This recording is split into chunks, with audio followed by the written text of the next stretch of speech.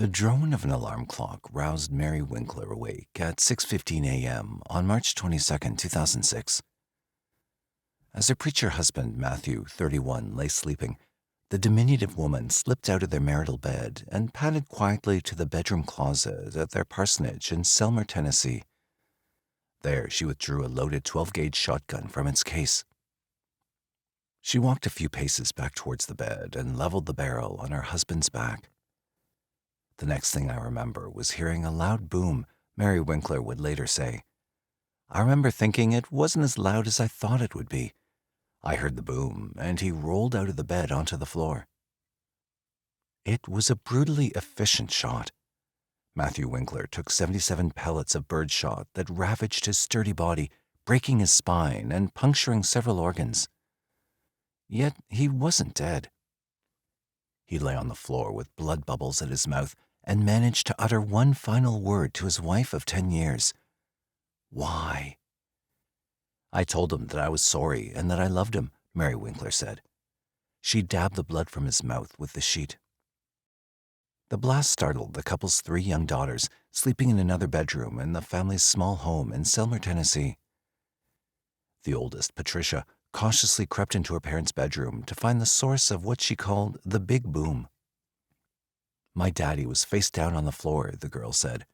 She heard him groaning, and she asked her mother what had happened.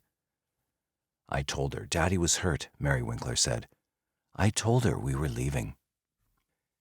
By the following evening, when Winkler was arrested on the Alabama coast, the case was a full-blown national spectacle. America wanted an answer to Matthew Winkler's last question, why? Why had this mousy woman used a shotgun to terminate a seemingly harmonious marriage to her well-regarded husband? The college sweethearts seemed to be a loving Ken and Barbie couple, but from the outset, public opinion deemed that he must have done something to deserve it. Abuse of his wife or the children, a love affair, homosexuality. Mary Winkler became a presumed victim, and Matthew a presumed abuser. And her clever defense attorneys, Steve Faries and Leslie Ballin, nurtured the image with a carefully controlled storyline. A demure, angelic woman pushed until she fought back against a temperamental, perverted, domineering husband. The shooting, it seemed, was an act of vengeance of biblical proportion. That narrative prevailed at trial, where Mary Winkler mounted the witness stand and abashedly showed jurors, 10 of 12 women, the slutty platform shoes and hoochie mama wig that Matthew asked her to wear to bed. Faries and Ballin steamrolled the prosecutor's doomed attempt to gain a first-degree murder conviction. Mrs. Winkler, facing a lifetime behind bars, instead was convicted of voluntary manslaughter, a kid gloves verdict that stunned many observers and delighted Faries, Ballin, and their client. On June 8, 2007, Judge Weber McCraw decreed a sentence of 210 days in prison and 3 years probation. But he allowed 60 of the days to be served in a mental health facility. And since she already served 143 days in jail before making bond, the sentence meant she would be a free woman after a week in jail and 2 months in mental health treatment. The surprising outcome enhanced the Winkler case's reputation as one of the more curious criminal acts since the seminal spectacle, O.J. Simpson. But left dangling were several questions. For example, when did it become appropriate to use a shotgun as a tool of marital dispute resolution, asks forensic psychologist Dr. Kathy Seifert. And who will raise the 3 daughters, the subject of an upcoming court battle between grandparents Dan and Diane Winkler, who have temporary custody, and their daughter-in-law? On the side, they're suing one another. The Winklers have one other question. Where can they go to get their son's good reputation back? In the weeks after the shooting, friends and acquaintances used the word perfect to describe the relationship of Matthew and Mary Winkler. They seemed to live and breathe the Bible. The Winklers, still a handsome young couple after 10 years of marriage, had 3 precious daughters. Matthew was a beloved pulpit preacher at 4th Street Church of Christ in Selmer. He was an athletic man who greeted friends and strangers alike with a toothy smile and a firm handshake. Mary was a supportive and well-liked partner in Matthew's work. She was about to return to college to fulfill a lifelong dream of becoming a schoolteacher. They lived with their pet spaniel dog in a brick parsonage on a shady lot not far from the church. Even Selmer, population 4,500, in McNairy County, seemed just right for the Winklers. They'd moved there in January 2005 when Matthew took the position at 4th Street Church. It's the sort of place where people wear their faith on their sleeves. One McNairy County telephone directory lists more than 100 churches, but just 3 taverns. It was all perfect for the Winklers until that March morning in 2006. On March 21st, Mary Winkler worked her very first day as a substitute teacher in Selmer Public Schools. Her new colleagues noticed that she spent an inordinate amount of time while on break talking on her cell phone. She rounded up her children after school and went home to the parsonage, where she was met by her husband. That night, the family watched Little Chicken and ate Pizza Hut carryout. The parents tucked the girls into bed at around 8:30. Mary and Matthew then revisited a familiar argument about family finances. The Winklers were broke, like many young families with a modest income and a nursery full of children. But the subject had a new urgency.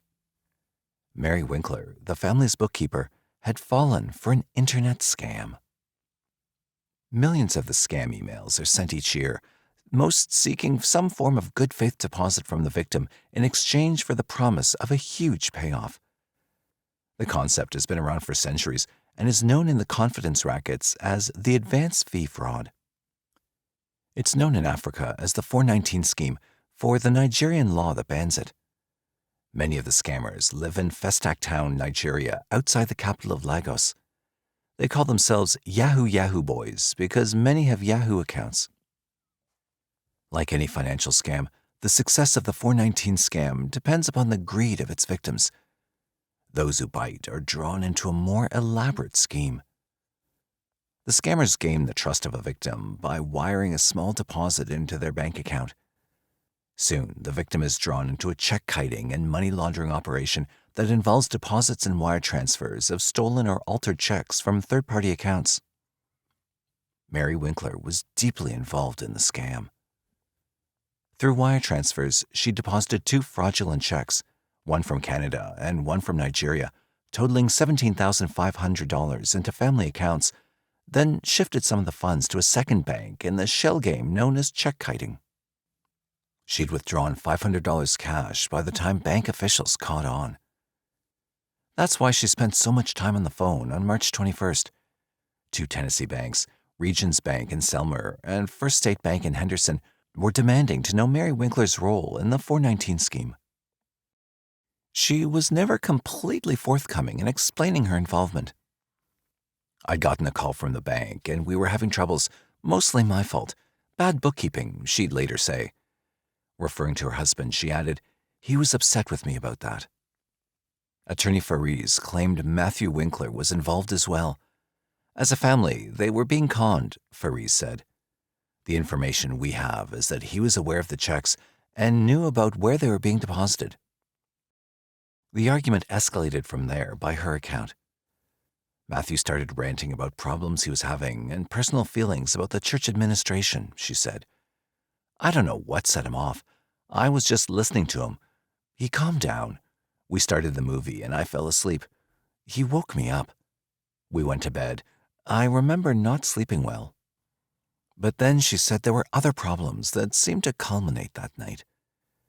I was upset at him because he'd really been on me lately, criticizing me for things, the way I walk, the way I eat, everything. It was just building up to this point.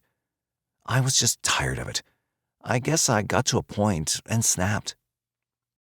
The following morning, as Matthew lay drawing his final breaths, Mary Winkler herded her daughters into the family's minivan and drove away. She packed nothing, although she did take along the shotgun. She lied in telling her eldest daughter, concerned about Matthew's well-being, that help for him was on the way. She drove that evening to Jackson, Mississippi, staying at a Fairfield Inn, and then continued the next morning to a sleep-in on the Gulf of Mexico in Orange Beach, Alabama, a popular regional vacation destination. The only reason I headed towards Orange Beach is that I wanted to take them to the beach and play with them for as long as I could, Mary Winkler later said. I planned on coming back when we were through. I knew I'd be caught. I didn't tell the girls the truth that I had shot Daddy. I said he was in the hospital, just anything to make up him not being with us. She paid for the hotel rooms, gas and food with cash from the $500 she'd withdrawn. She didn't use credit cards and didn't phone anyone. Matthew Winkler was found dead by church members about 15 hours after he was shot when he failed to show up for his regular Wednesday night prayer meeting. Tennessee authorities issued an Amber Alert for the daughters. An Orange Beach police officer, Jason Whitlock, spotted the Winkler family van Thursday afternoon on the beach highway. Orange Beach police personnel entertained the daughters, Patricia, then 8, Allie, 6, and Brianna, 1. The girls, described by police as bright and inquisitive, were turned over to the custody of Dan and Diane Winkler. Mary Winkler's demeanor at arrest and her police mugshot appeared to indicate depression, repressed feelings, shock, or some combination of each. Police were puzzled by her lack of emotional reaction as she was being taken into custody for slaying her husband. There were no tears shed that I know of, said Greg Duck, assistant police chief in Orange Beach. The arresting officer said the woman seemed relieved. Tennessee police drove to Orange Beach and interviewed Mrs. Winkler after midnight. With folksy language, she calmly and precisely explained what she'd done and why.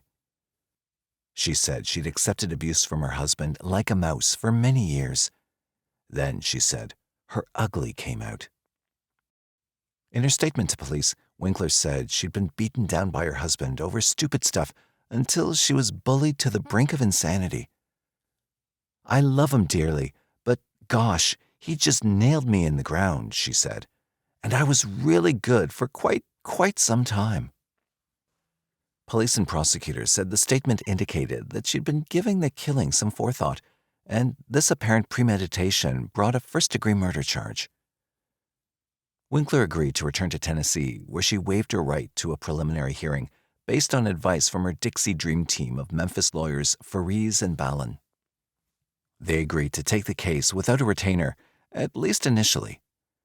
A cynical view is that they agreed to work for free in exchange for the priceless publicity that the case brought. But Fariz said that he did it as a favor to Memphis attorney Mike Cook, a cousin of Mary Winkler. Mary Winkler was born Mary Carol Freeman in 1974 in Knoxville, a city of 200,000 located in the western lap of the Appalachian Mountains in eastern Tennessee. She and her parents, Clark and Mary Nell Freeman, lived on Frontier Trail in a modestly affluent neighborhood in southwest Knoxville, where the city fades into farm fields. Census statistics indicate the Freeman zip code is 94% white, with an average home value of $100,000 and average household income of $42,000, both well above the Tennessee average. Mary's mother was a teacher, and her father worked in real estate as a house flipper. He bought rundown properties at bargain basement rates, then renovated and resold them. The Freeman family attended Laurel Church of Christ in Knoxville, a 200-family congregation known for its campus ministry at the University of Tennessee. Clark Freeman served as a deacon at Laurel. The family suffered a loss when younger daughter Patricia, a quadriplegic, died during a seizure when Mary was 8 years old. Not long after the girl died, the Freemans adopted 5 children, 2 boys and 3 girls, from the same family. When she was young, Mary went by her middle name, Carol, perhaps to differentiate herself from her mother, Mary Nell. Mary Carol had an active extracurricular schedule in high school, several courses, Spanish club, a religion society, tennis, Future Teachers of America. She graduated in 1992 from South Doyle High School, a part of the Knoxville public school system. She spent the 1992-1993 academic year at Nashville's David Lipscomb University, a flagship college for Churches of Christ believers, then transferred the following year to Freed-Hardman University, another Churches of Christ affiliate in Henderson, Tennessee, 20 miles north of Selmer. Mary met Matthew Winkler at the school, where Matthew's father worked as an adjunct professor. Religion was the Winklers' family business. Matthew's paternal grandfather, Wendell Winkler, was a fire and brimstone evangelist who preached in the Southeast for more than 50 years. His father, Dan, was a peripatetic Christ of Church minister, and mother, Diane, a teacher. The couple had 2 other sons, Dan Jr. and Jacob. The family moved frequently, following Dan Sr. from one church position to the next. Matthew graduated from Austin High School in Decatur, Alabama, where his father was a preacher at Beltline Church of Christ. Tall, handsome, and fit, Matthew was a sports star at Austin High, and he continued to stand out in college. Freed-Hardeman is a venerable Christian university with a picture postcard campus set on a hill in Henderson, a small town in western Tennessee. The school has 2,000 students who major in business, education, Bible study, fine arts or science, and math. About 2/3 of the students are from Tennessee. The student body is overwhelmingly white, and 9 in 10 are Church of Christ members, according to the school's student profiles. Matthew majored in Bible study, and Mary studied elementary education. The university's website describes an austere student lifestyle at Freed-Hardeman, particularly when compared to non-religious colleges. For example, a student handbook mandates modesty and appropriateness in fashion and grooming. A strict midnight curfew is enforced. Students are required to attend daily chapel service, and dormitories are segregated by gender. The university website notes, Halloween provides a unique activity on campus. Students are allowed to trick-or-treat in dorms of the opposite sex. This is the only time during the school year when members of the opposite sex are allowed to visit each other's dorms beyond the lobbies. Yet, a classmate of Mary and Matthew Winkler told the Crime Library that the school was less restrictive in practice than it might seem on paper. Life was good there, said Elizabeth Gentle, 32, a native of Haleyville, Alabama. It was a lot of fun. Gentle transferred to the school in 1994, the same year as Mary Freedman. They went through orientation together, and she remained friendly throughout the year with Mary, whom she recalled as a tiny young woman with long brunette tresses. She was a nice girl, Gentle said. She was quiet. She was unassuming. She had a pretty smile on her face, and she was easy to get along with. I sat next to her in Bible class, and she always had a good attitude. She was willing to socialize, and she could be funny. She just had a sweet spirit about her. I can't say anything bad about her. Mary Freeman was a member of the Campus Evangelism Forum, and she was active in Phi Kappa Alpha, one of 6 campus social clubs. Despite Greek names, the clubs are not associated with traditional sororities and fraternities, whom she recalled as always wearing an infectious smile. I can't say anything bad about him either, she said. He loved life, loved people. They were just good Christian people. Gentle went on to become a broadcast journalist, and she'd worked for the past 6 years at WAFF-TV in Huntsville, Alabama. She said it did not immediately sink in that the minister killed in Tennessee had been her old Freed-Hardeman classmate. And when she realized that the alleged perpetrator was the demure former Mary Freeman, she said, "You've got to be kidding." Gentle covered the story for her station, watching in the Selmer courtroom as her old college friend was led in wearing orange prison scrubs. She was not the same woman, Gentle said. Her hair was shorn, and her dull expression was not that of the lively co-ed she'd known a decade ago. To me, she had a different look on her face now than she did then, Gentle said. It just seems blank. Mary Freeman and Matthew Winkler were married in 1996 in a backyard ceremony at Mary's family home in Knoxville, with Clark Freeman presiding. They returned to Freed-Hardeman, but financial considerations forced the young couple to leave college in 1997 after Mary got pregnant, according to a former classmate. The young couple settled in Nashville, where Matthew completed his Bible study degree while working as a youth minister at the Bellevue Church of Christ congregation. Daughter Patricia, named after Mary's late sister, arrived in October 1997, followed 3 years later by Mary Alice, known as Allie. Between the 2 births, the family suffered the loss of Mary's mother to cancer. Mary became estranged from her father at about the time of that death, although she was in contact with her adopted siblings.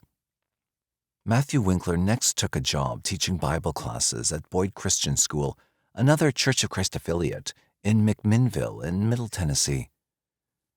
Matt had it all, the principal there, Eva Farrell, told Woody Baird of the Associated Press. He was handsome, he was full of personality, he was smart, but most importantly, he had a good Christian soul. The year 2005 brought more changes for the Winklers.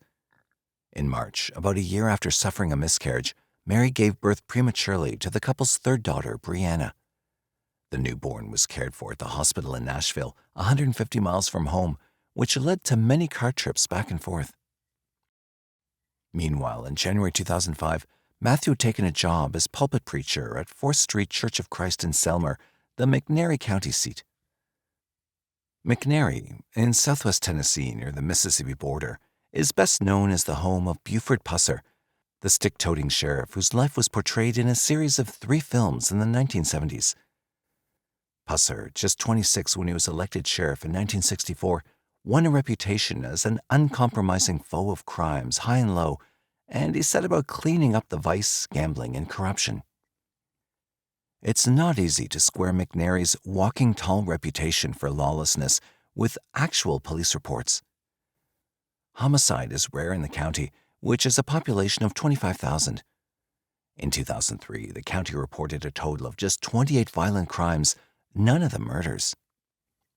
McNairy County, named for a 19th century Nashville judge, is poor, 93% white, and relatively uneducated. About 1 in 6 residents lives in poverty.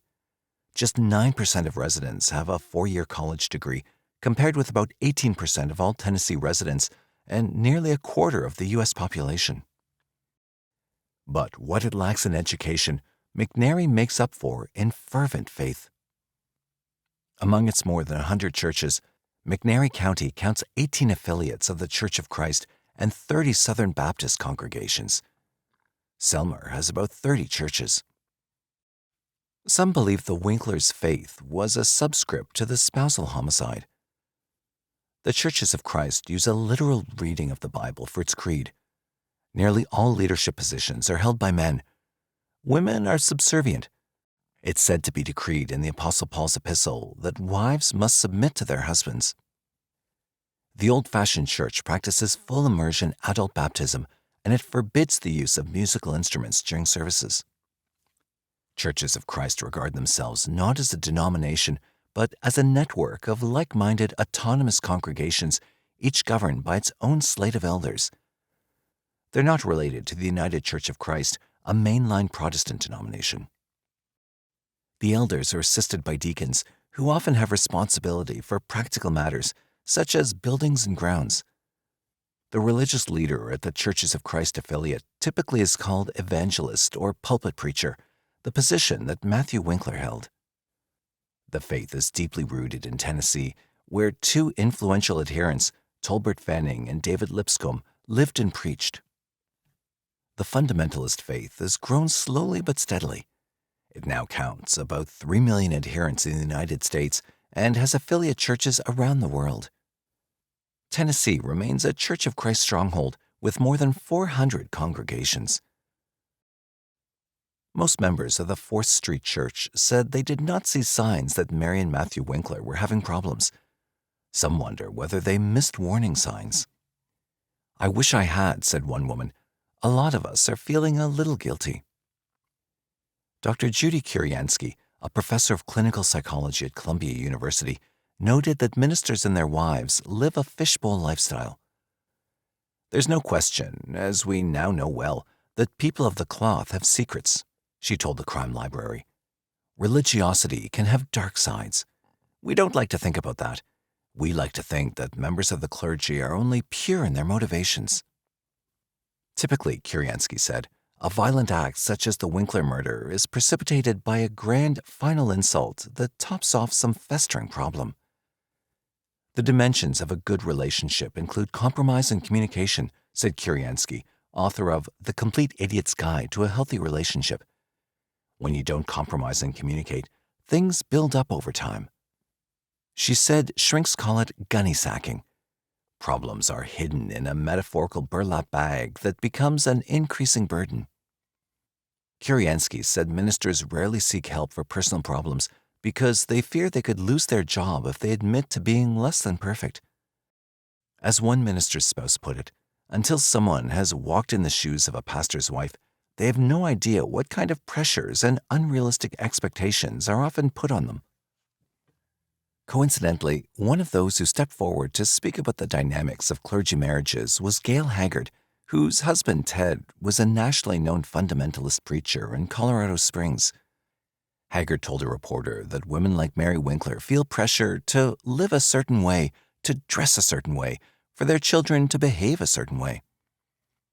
8 months later, Haggard resigned after admitting to using methamphetamines and having a long relationship with a gay prostitute.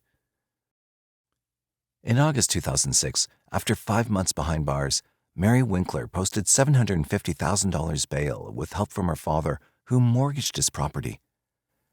She moved to McMinnville, Tennessee, to live with Kathy Thompson, an old church friend. Soon after Mary's release, her defense team began to press its abused spouse narrative in the court of public opinion. First came a profile of Mary Winkler in the November 2006 issue of Glamour magazine. Her attorneys agreed to allow her to pose for photos, including one featuring her crucifix necklace. Her father and siblings offered testimony to the woman's saintly nature while castigating Winkler for obsessing on money and holding Mary under his thumb. Clark Freeman, Mary's father, added elusive references indicating that his estrangement with his daughter was related to some unspeakable abuse at the hands of Matthew. Attorney Faris picked up on that theme. Only Mary can talk about his temper and how controlling he was, he told the Glamour reporter. God and Matthew Winkler. These are the two figures she served. Mary did not know up from down and was literally trapped. At about the time the magazine article was published, Mary Winkler's support team appeared on ABC's Good Morning America, where they again made accusations of Matthew's abuse: verbal, mental, physical, sexual. The television spot served as a dress rehearsal for the defense argument at trial. One friend said she saw Mary with a black eye, and another said the woman cowered before her husband. I saw bad bruises, said Clark Freeman, the heaviest of makeup covering facial bruises. So one day I confronted her. I said, Mary Carroll, you're coming off as a much abused wife, very battered. She'd hang her head and say, no, Daddy, everything's all right. There are all kinds of abuse imaginable that will be talked about at the trial, added Attorney Ballin. What went on behind their closed doors is going to have to be told. There was just one brief diversion from this storyline. On New Year's Eve 2006, Mary Winkler was spotted smoking and drinking at a McMinnville bar. A customer captured her on a cell phone video, and the footage aired on local TV. Prosecutors tried several times to negotiate a plea deal. Faris and Ballin said they declined several offers, 7 after prosecutors decided not to seek the death penalty against Winkler. Prosecutor Walt Freeland went to trial seeking a first-degree murder conviction and a 51-year sentence. Trial observers judged that the prosecution was outflanked by the nimble defense team.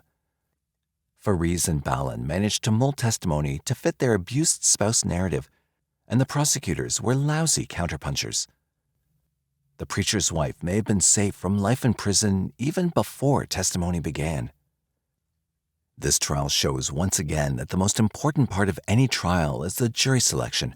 Michael Mendelson, a longtime New York criminal defense attorney, told the Crime Library. The O.J. Simpson case proved that, and this case proved it again. If you get the right jury, you win. If you don't get the right jury, you lose. Faris and Ballin seated a jury with 10 women and 2 men. During 3 days of jury selection, the attorneys closely questioned potential jurors about spousal abuse. Among their queries, can emotional abuse be as damaging as physical abuse? Have you ever talked to someone who didn't listen? Have you ever wondered why someone would stay in an abusive relationship? Even in jury selection, they were molding Mary as an empathetic figure overwhelmed by years of abuse. This was a Southern jury filled with Southern women, Mendelsohn said. Even today, some Southern women are born into a heritage of deference to their husbands. You might have had 10 women sitting on that jury who had experienced the same sort of thing, and here they're judging one woman who had the balls to do something about her situation. They may have been saying, "Aha, it's get-even time." The conventional wisdom is that women jurors are tougher than men on women defendants, but the defense attorneys obviously saw something in this particular jury that Prosecutor Friedland didn't.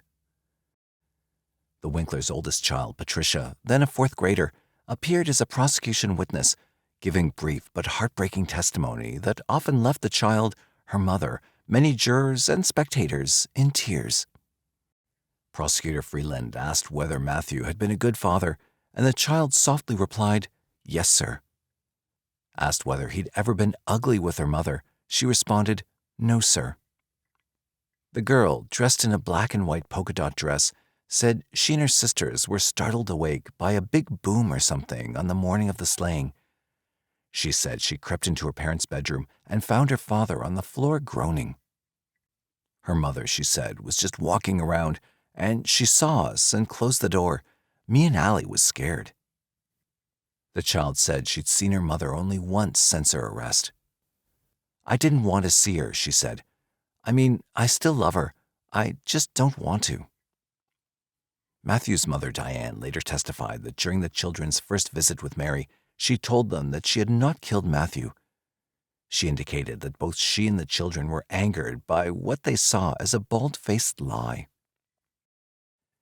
During the trial, Mary Winkler seemed to have regained some of the spark that college friends said was missing from the emotionally blank young woman displayed in her arrest mugshots. She dressed conservatively, but with a modest flair, and she was clearly engaged by the proceedings. Her trial testimony proved key, although it was hardly the X-rated subject matter that Balin had hinted at. She revealed that her husband pressed her to engage in oral and anal sex, which she viewed as unnatural. She said he insisted that she dress up slutty in an afro wig, miniskirts, and footwear fit for a hooker. Defense attorneys Fariz and Balin entered the wig and shoes into evidence. During her testimony, Winkler shyly gripped one of the white platform shoes by its 8-inch stiletto heel. Any defense that calls the defendant to the witness stand is taking a risk, but it paid off in this case.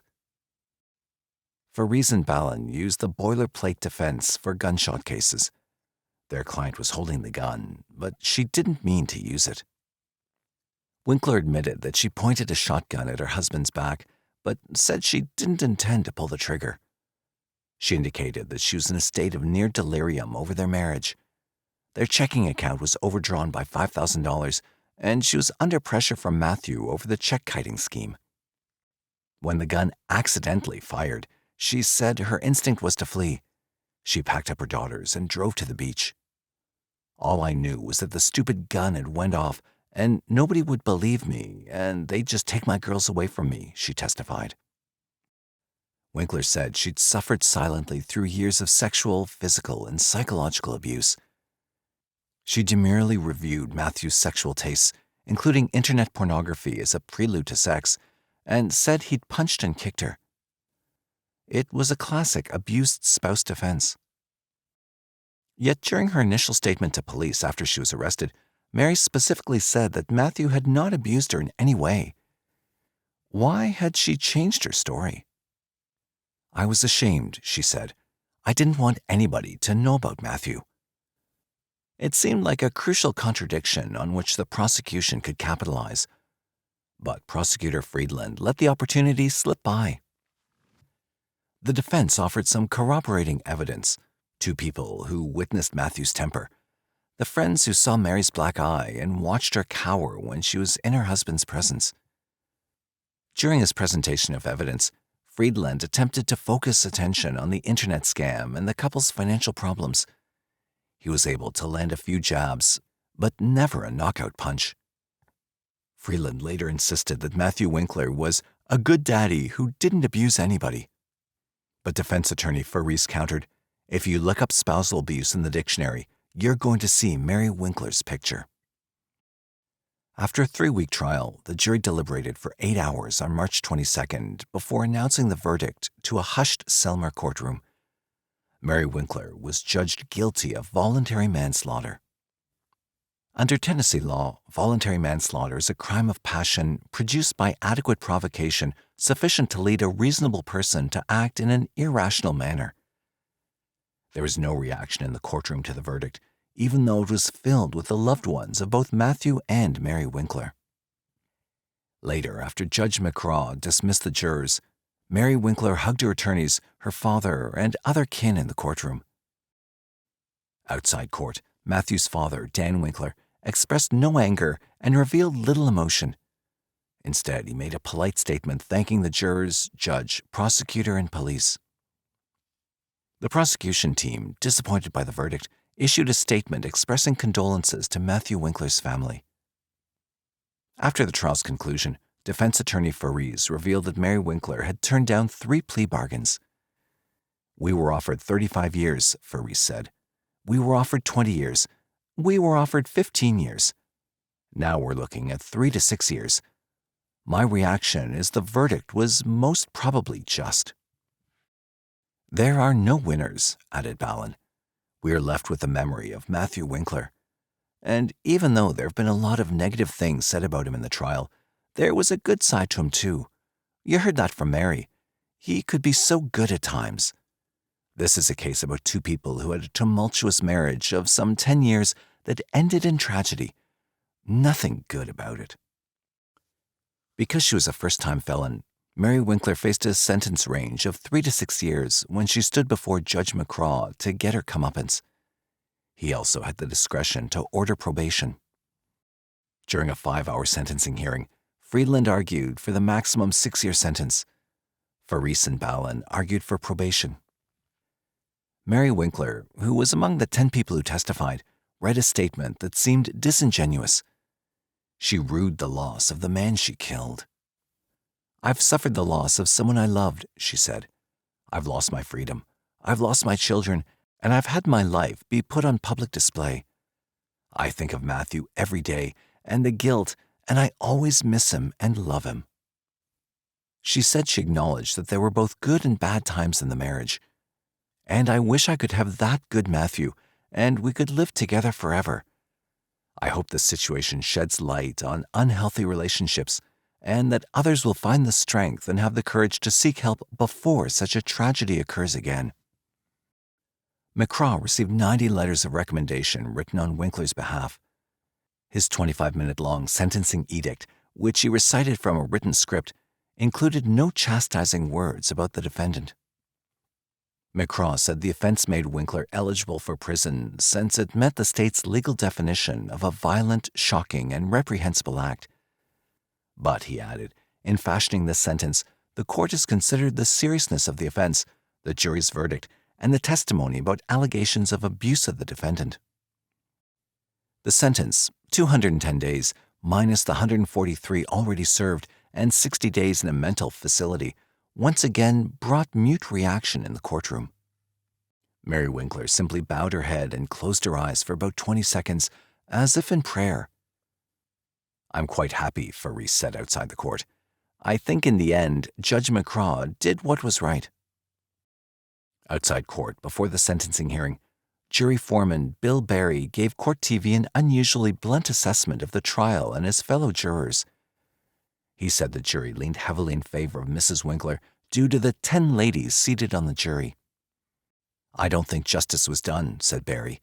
"It's the times we're living in. People are getting away with murder today." He called the gender makeup of the jury unbalanced and unfair. He said that after the first 7 hours of deliberations, 9 of the 10 women appeared ready to vote for acquittal. "They wanted her just to walk free," Barry said. He said the verdict of voluntary manslaughter was a compromise. "We had to settle on something," he said. Barry said he believed Winkler was not completely truthful when she testified to physical, sexual, and mental abuse at the hands of her husband. He said he doubted the physical abuse and was not sure about sexual abuse, but he conceded there may have been mental abuse. Barry said that he hoped Judge McCraw would sentence Winkler to the maximum time in prison and he said she doesn't deserve to regain custody of her daughters. There are lingering legal issues surrounding the slaying. Fights lie ahead between Mary Winkler and her in-laws. Diane and Dan Winkler filed a $2 million wrongful death civil suit against her, and they're seeking permanent custody of their 3 grandchildren. The Winklers are trying to terminate Mary's parental rights, and she responded with a petition to seek immediate custody. The case is pending in Chancery Court in Jackson, Tennessee. The most riveting moments in the sentencing hearing came during victim impact statements given by Matthew Winkler's brother and mother. After initially expressing love and support for their daughter-in-law, Winkler's family has had an increasingly contentious relationship with her. "I've watched as the life of my brother has been turned into a circus," testified Dan Winkler Jr. While staring icily at his sister-in-law, he added, "I don't see any remorse." Most withering was the testimony of the victim's mother, Diane Winkler. "You broke your girls' hearts," Mrs. Winkler said during a stern 30-minute monologue in which she stared intently at Mary Winkler, who sat wearing a print dress and white sweater. "Mary, you have destroyed your husband's character. You've destroyed his good name. You have accused him of being a monster who abused and belittled you." Tom Flowers watched the Winkler story unfold with keen interest. A Tennessean, he attended the same college as the Winklers, was raised in their denomination, and had met Matthew's preacher grandfather, Wendell. He said the prosecution's strategy that sought a murder conviction and long sentence was flawed. "I was just stunned when the prosecution was pressing for a conviction of premeditated first-degree murder," he said. "So when the verdict came out, I was satisfied that justice had been served." But was it justice? A few months after the slaying, when the motive in the case was still a mystery, Jennifer Johnson, a spokeswoman for the Tennessee Bureau of Investigation, made a prescient comment when contacted by Crime Library. "At the end of the day, this probably won't make much more sense to the public than it does right now," Johnson said. She added, "I think most people will be thinking, I just don't get it." Perhaps the outcome was a form of backlash against the clergy after 2 decades of scandals among Catholic and Protestant denominations. Perhaps it was payback after generations of the dirty little secret of spousal abuse. But Kathy Seifert, a forensic psychotherapist, said there are unanswered questions about Mary Winkler's massive overreaction to whatever marital problems the couple might have been having. "My suspicion is that someone who uses violence as a means of resolving domestic problems has a model of that violence, abuse, or neglect somewhere in her background," Seifert said. She said the profile of Mary Winkler presented in her defense narrative seemed to fit the classic profile of a hot, volatile female. These are often passive victims of abuse who get to the point where they can't take it anymore and something snaps and they finally seek their revenge. Seifert added that the kinky sex angle didn't seem to ring true. "I can see a very conservative lady not exposed to the world very much becoming very, very upset and psychologically damaged by that," she said. "But when it comes to killing somebody over something like that, it feels like there's a piece of information missing, some other component that causes the massive overreaction. Maybe it's an insurance policy. Maybe it's childhood abuse. Maybe it's something else."